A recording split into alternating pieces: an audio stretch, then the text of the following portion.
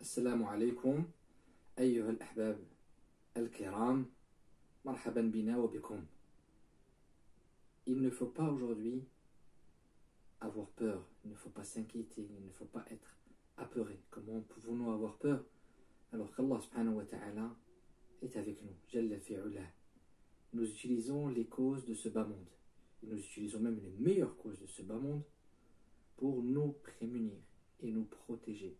Et ensuite nous plaçons notre confiance en Allah subhanahu wa ta'ala. Ainsi faisait le prophète sallallahu alayhi wa sallam.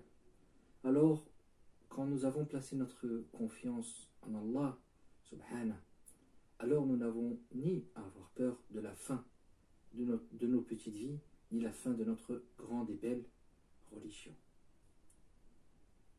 C'est dans ce sens que dit l'imam al-Busayri rahmatullahi alayhi: بشرى لنا معشر الإسلام إن لنا من العناية ركنا غير منهدم. Belle annonce au peuple de l'islam, nous avons une protection des piliers indestructibles et infissurables. Allah subhanahu wa ta'ala dit: Inna nahnu nazzalna dhikra wa inna lahu lahafidhun. Nous avons fait descendre la révélation et nous la protégeons constamment. Allah subhanahu wa ta'ala dit dans sourate At-Talaq: بعد أعوذ بالله من الشيطان الرجيم ومن يتوكل على الله فهو حسبه إن الله بالغ أمره قد جعل الله لكل شيء قدرا. Et quiconque place sa confiance en Allah, Allah lui suffit.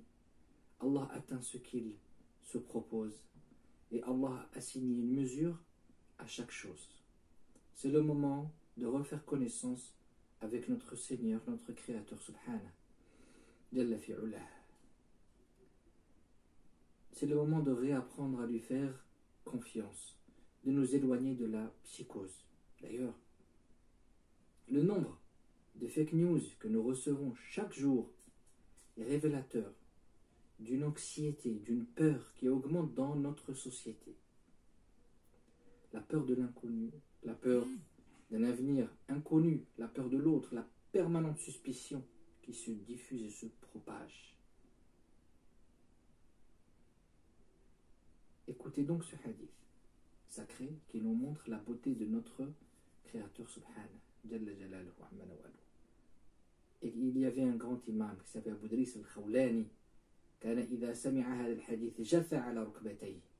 Quand il entendait ce hadith, alors il tombait sur ses genoux. Ya ibadi, ô mes serviteurs, je me suis interdit l'injustice et je vous interdis de la pratiquer. Ne soyez donc pas injustes les uns envers les autres. Ya ibadi, ô mes serviteurs, chacun de vous est égaré sauf celui que j'ai guidé. Demandez-moi donc la guider et je vous guiderai.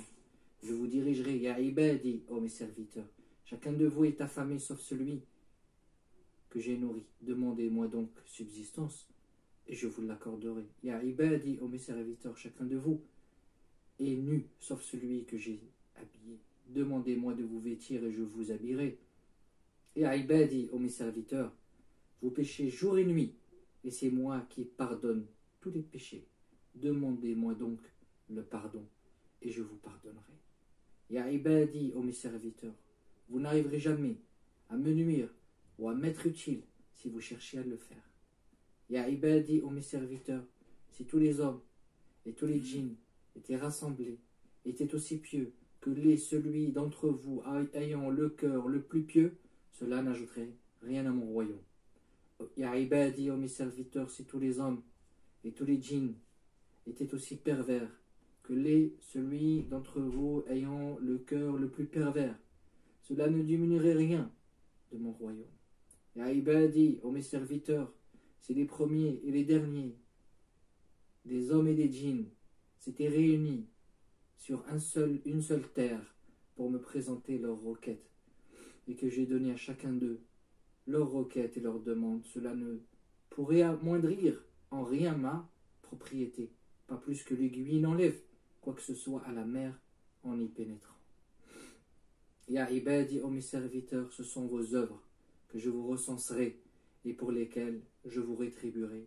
Celui qui trouve du bien, qu'il dise Alhamdulillah, louange à Allah, et celui qui trouve autre chose, qu'il ne s'en prenne qu'à lui-même. Apporté par l'imam Muslim et aussi rapporté dans le recueil de l'imam Al-Bukhari. Ce virus, c'est l'occasion d'un nouveau départ.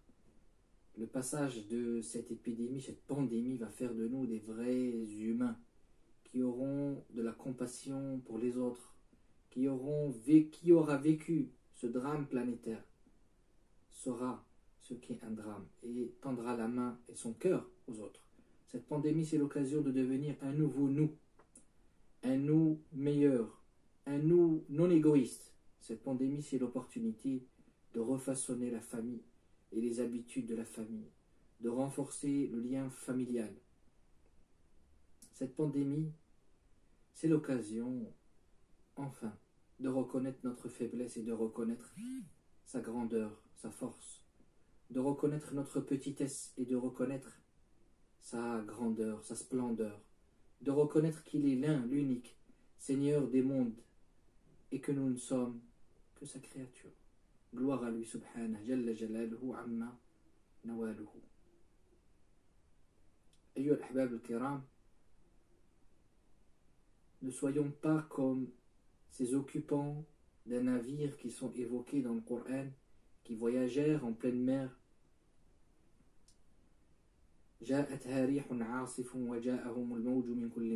Jusqu'au moment où, assaillis par un vent impétueux, assaillis de tous côtés par les vagues, se jugeant à ce moment-là enveloppés par la mort, ayant la certitude de mourir en pleine mer. Ils prièrent Allah, lui vouant le culte des plus sincères. Oh Allah, si tu nous sauves de celle-ci, nous serons parmi tes adorateurs les plus reconnaissants, les reconnaissants. Et quand Allah subhanahu wa ta'ala les a sauvés, et les voilà qui, sur terre, transgressant injustement. Ya ayyuhan nas, ô vous les gens, innama baghiyukum ala anfusikum, votre transgression ne retombera que sur vous-même. Mata'ul hayati dunya, ce n'est qu'une jouissance de ce bas monde. Thumma ilayna marji'ukum, et vers nous sera votre retour. Fanunabbi'ukum bima kuntum ta'malun, et nous vous informerons, nous vous rappellerons alors ce que vous faisiez. C'est le moment de la repentance, ya ahbab.